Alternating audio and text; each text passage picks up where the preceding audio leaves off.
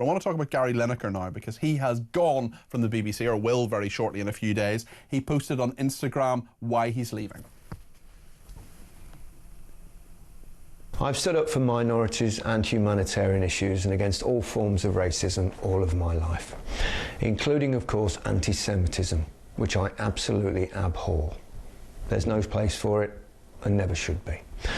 So I think it's best for all concerned that I step down from BBC presenting duties altogether and not do next season's FA Cup or World Cup.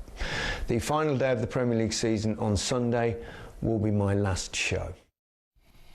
Someone who's stood up against racism and anti-Semitism his entire life, yet had absolutely nothing to say on the 7th of October when Hamas terrorists butchered, maimed, burned, raped thousands of Israelis.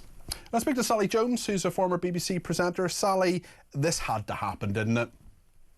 I was amazed it took so long, and I don't think that he should be presenting the last match of the day this weekend. I think he should have been straight out without his feet touching the ground. He's sort of leaving on his own terms a bit, isn't he, Sally? What did you say? He's sort of leaving on his own terms, really, isn't he? Well, to far less extent than he would have been had he been doing some of the 2026 FA Cup and World Cup, which he was down to do. So in a way, he's had his hand forced. He realises that he's overstepped the mark. Many of us didn't really believe that he was unaware that a rat emoji would not be deeply, deeply offensive because of its links with, the links with international jury and with the, with the way the Nazis used it. It's a clear anti-Semitic trope. It's a very, very clear thing, and it's something that the vast majority of people, I would argue, are aware of in regard to that. He says he recognises the error and upset caused. It's not quite an apology. No, it's a sort of, oh, I was a bit silly, I didn't happen to see that emoji, or I didn't realise what it meant. And I think that it beggars belief that he didn't know what it meant.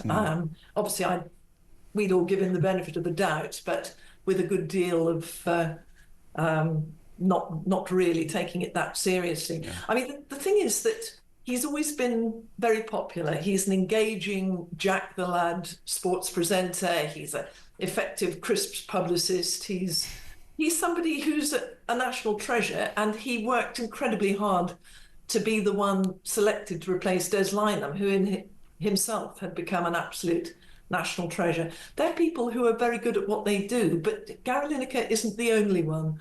The BBC has a number of other talented football and sports broadcasters. Oh, he knows his football back to front, and he's a good presenter. What I don't want him doing is going beyond the remit of being impartial, because that's what the BBC's about. That's what we pay them for. And I know, as someone who worked there previously, you wouldn't dream of, when you were a presenter, putting your opinions online or going public on these things. I just wonder how you think the BBC has acted themselves.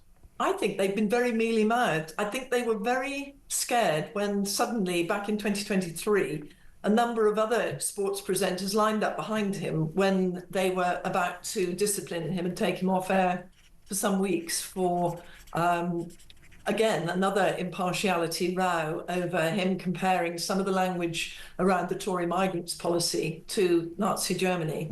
And I think it was a real shock to the BBC that many of his colleagues were prepared to back him, even though many of them would not have dreamt of breaking their clauses of impartiality. I mean, you and I and everybody else, and the very highest profile people from Andrew Neil, Jeremy Paxman, Joe Coburn, everybody has signed up to those impartiality clauses. That's part of what working for the BBC is about. It's not just working for, say, GB News, who have a particular right-wing stance to grind. The BBC is something different. It's our national broadcaster. We are expected to have an extra layer of impartiality.